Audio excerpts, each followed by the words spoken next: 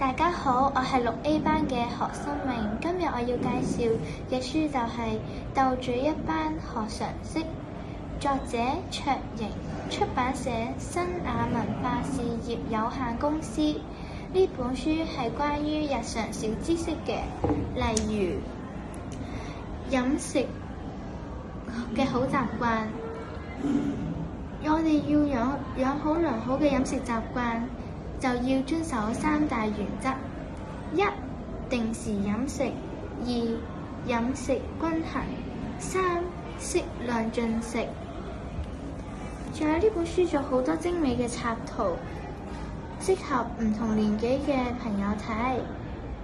如果要俾本書評分嘅話，滿分10分，我會俾10分。多謝大家。